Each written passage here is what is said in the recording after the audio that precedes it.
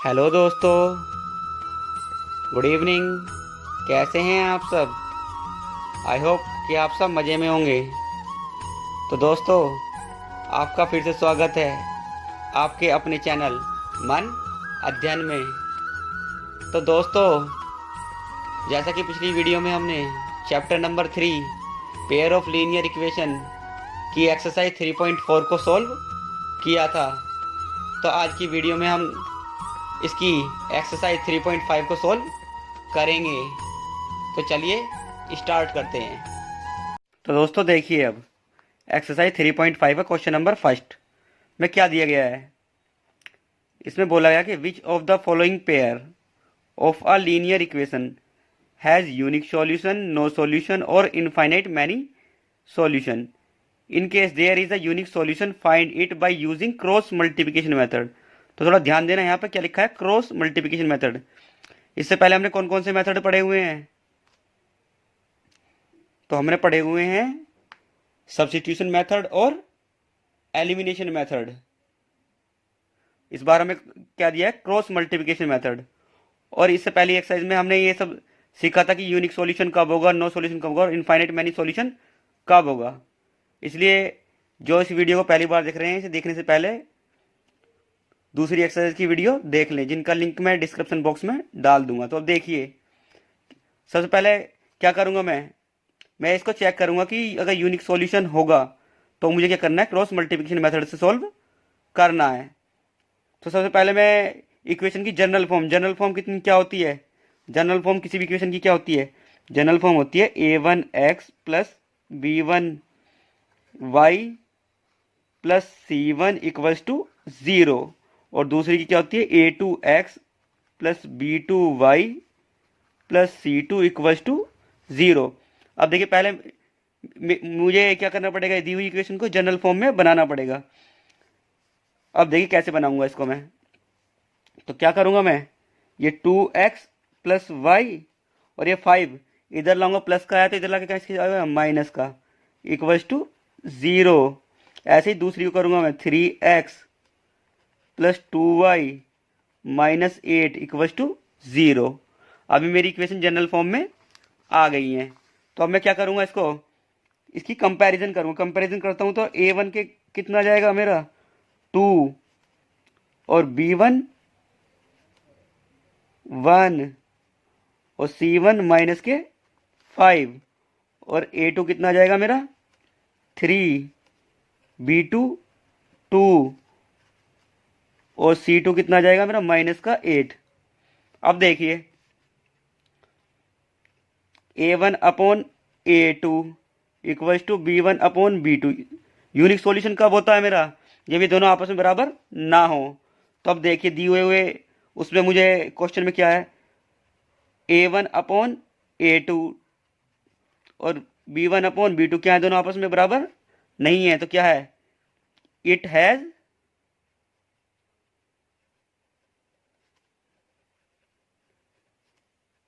Unique solution. अब unique solution है तो क्या मुझे इसे क्रॉस मल्टीप्लिकेशन मेथड से सॉल्व करना होगा। देखिए उसे कैसे करेंगे।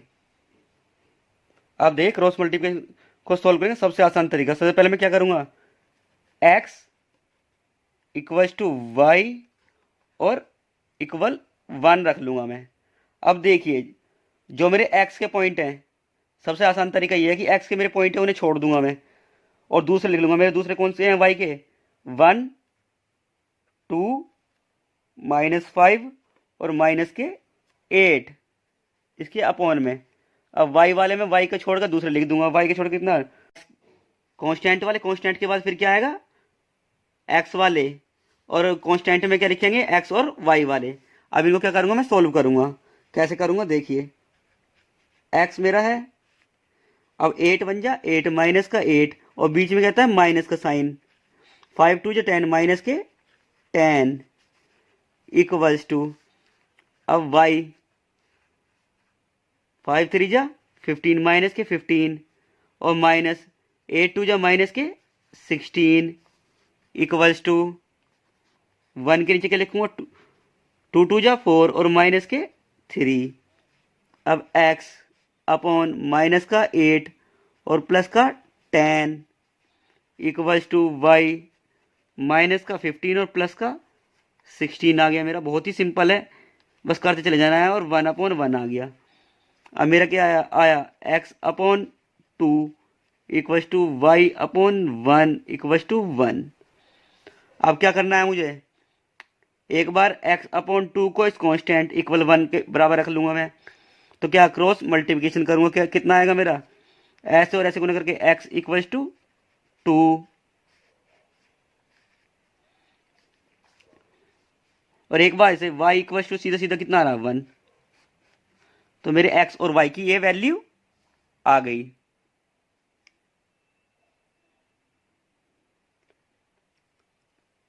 तो आई आप लोगों को बात समझ में। अब चलते हैं हम नेक्स्ट क्वेश्चन की तरफ। तो देखिए अब सेकंड क्वेश्चन क्या दिया हुआ है, for which value of k is will the following pair of linear equation has no solution. मतलब कि k के किस मान के लिए k का मान, मतलब कि k का मान क्या होगा जब यदि समीकरण जो इक्वेशन जो में दी हुई है इनका कोई भी सॉल्यूशन ना हो, नो सॉल्यूशन। नो सॉल्यूशन के लिए हमने पढ़ा हुआ है, क्या पढ़ा हुआ है, सबसे पहले क्या करेंगे हम इनकी कंपैरिजन करेंगे इसकी। तो यहाँ से जैसे पहले किया था a1 की वैल्यू कितनी निकल के आ जाएगी मेरी 3, b1 की 1 और c1 की 1 और a2 की कितनी आएगी मेरी 2k माइनस 1 और b2 की k माइनस 1 और c2 की कितनी आएगी मेरी 2k प्लस 1। अब क्या दिया हुआ है इसने कि नो सॉल्यूशन। नो सॉल्यूशन के लिए हम जानते हैं कि for no solution, no solution के लिए क्या होता है मेरे पास में कि a1 upon a2 equals to होता है b1 अपॉन b2 के, पर डज नॉट इक्वल्स टू बराबर नहीं होते किसके c1 अपॉन c2 के। बस मुझे यही रख देना है। देखिए कैसे रखूंगा मैं।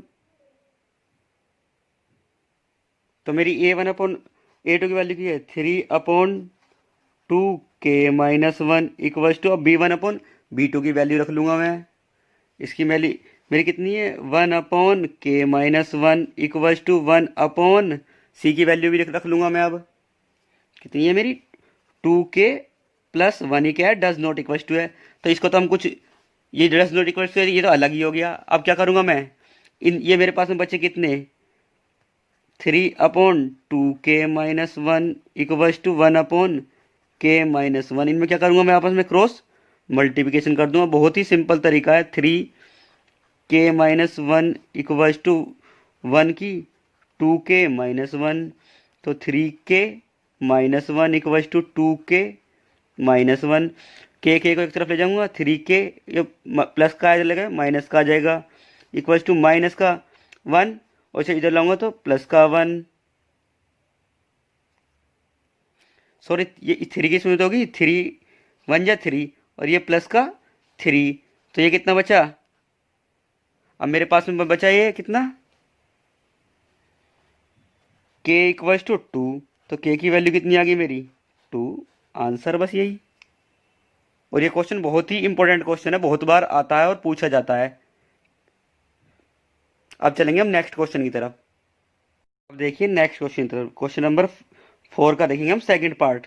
सेकंड पार्ट में क्या दिया हुआ है, दिया हुआ है अ फ्रैक्शन बिकम 1/3 की एक भिन्न 1/3 हो जाता है जब क्या उसके अंश मतलब ऊपर वाले में से एक घटाया जाता है। एंड इट बिकम 1/4 और वह 1/4 हो जाता है कब, जब उसके डिनोमिनेटर मतलब कि हर में 8 जोड़ दिया जाता है। तो फ्रैक्शन हमें निकालना है। तो देखिए सबसे पहले वही कि let the numerator is equal to x और डिनोमिनेटर वाई, तो फ्रैक्शन कितना हो जाएगा मेरा एक्स अपॉन वाई। अब क्या इसने क्या बोला है क्वेश्चन में, इसने बोला है कि जो मेरा कि मैं अपने न्यूमिनेटर में से एक माइनस कर देता हूं तो मेरा फ्रैक्शन कितना बन जाता है 1/3।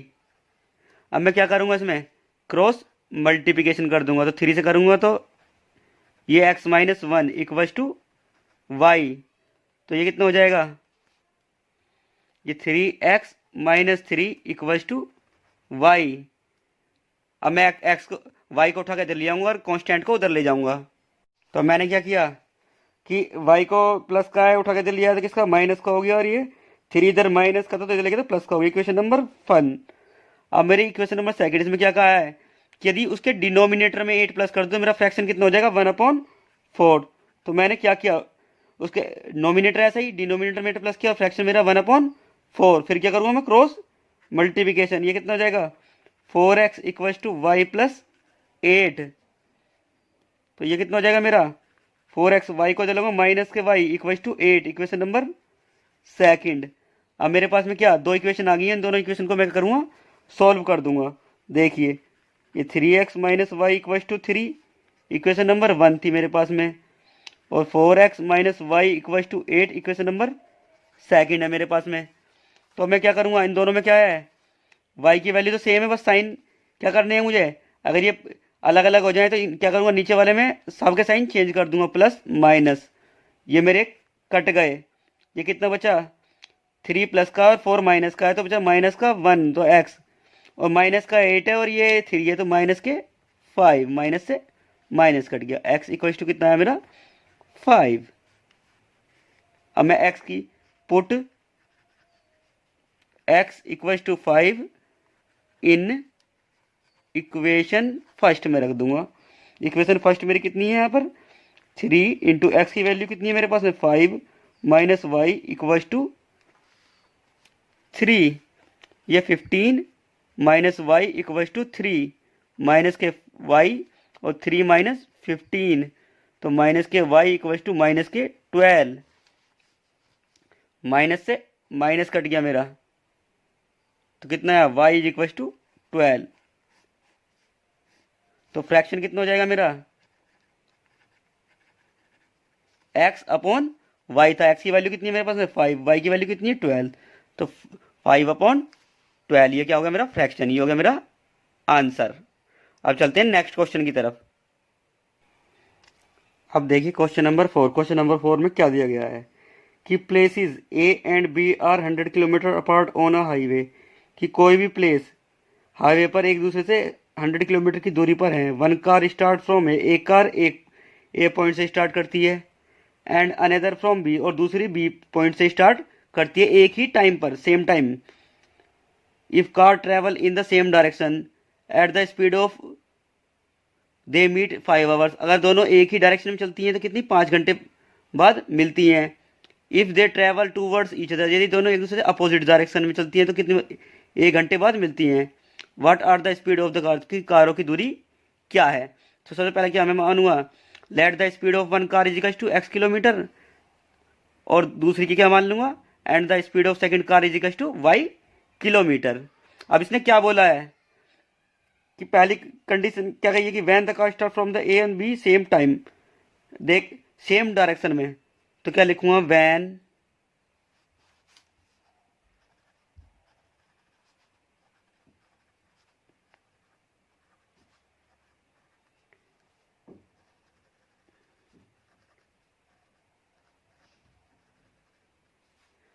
क्या है, जब कार दोनों सेम डायरेक्शन में तो क्या क्या होगी x माइनस वाई, क्योंकि क्या है दोनों एक साथ चल रही हैं, किलोमीटर पर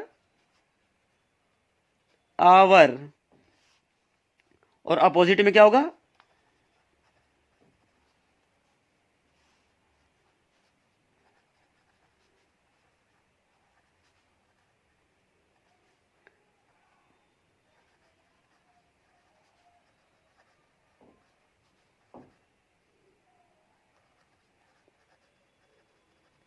अपोजिट डायरेक्शन में क्या होंगी, दोनों आपस में प्लस हो जाएंगी, किलोमीटर पर आवर। अब देखिए अब क्या लिखूंगा मैं, अकॉर्डिंग टू क्वेश्चन, कि अकॉर्डिंग टू क्वेश्चन क्या कही है इसने मेरे। अब मेरे बताइए कि तो अब क्या है, ये क्या है स्पीड है मेरी, कि जब दोनों कारों की स्पीड,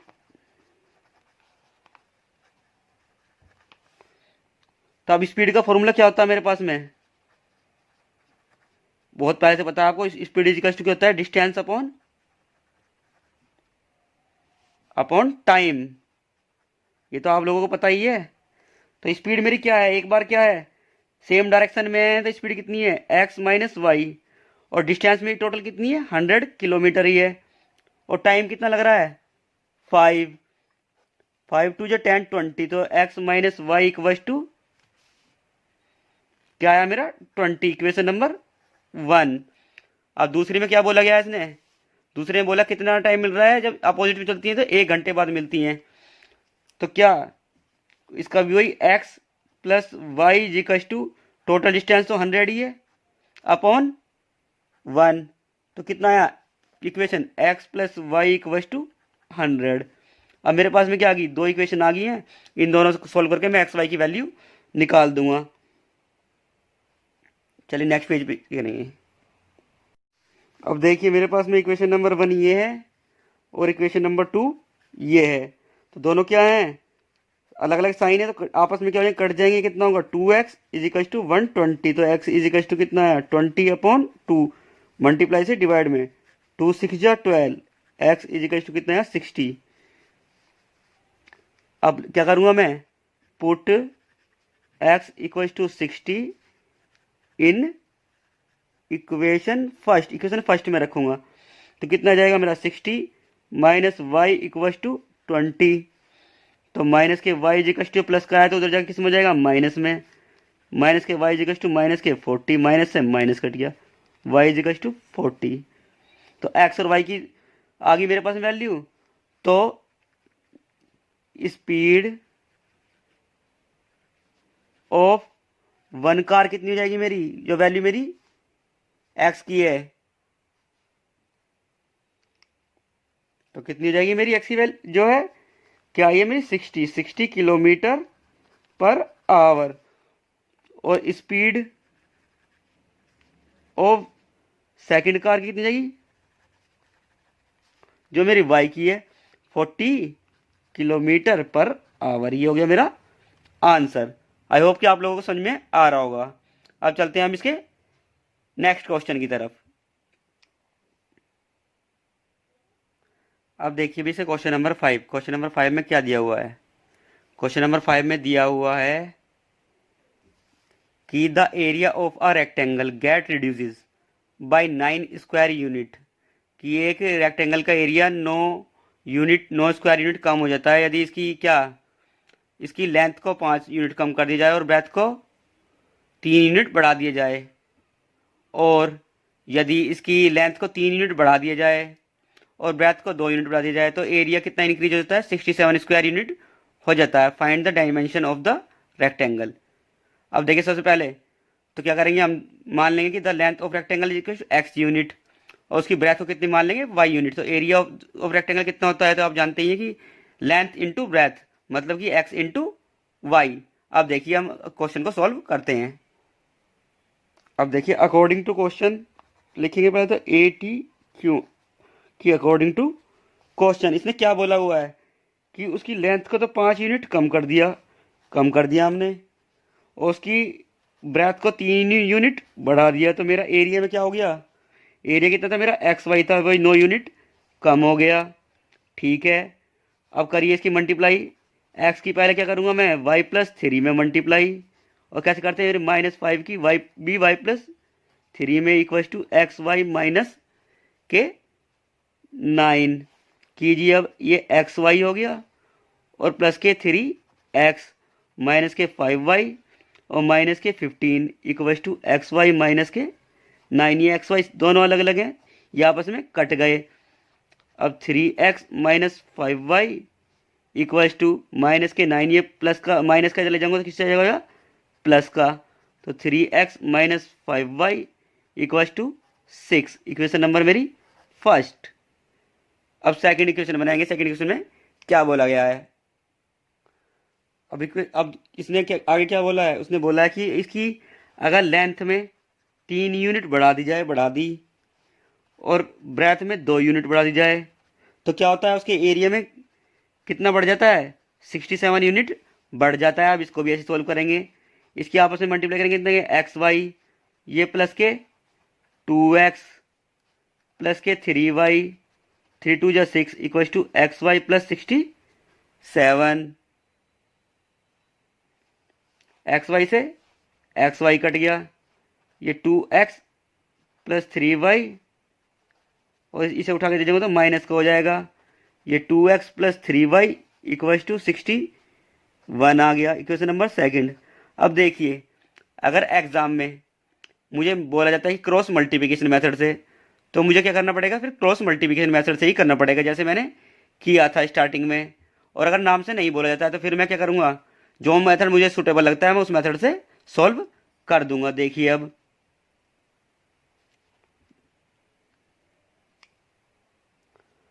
देखिए, ये 3x minus 5y equals to 6, और ये क्या है मेरे पास में 2x plus 3y equals to 61, equation number 1 और इक्वेशन नंबर 2। अब मेरे पास में क्या है कि कोई भी x और y की वैल्यू बराबर नहीं है, तो क्या करूँगा मैं लिखूँगा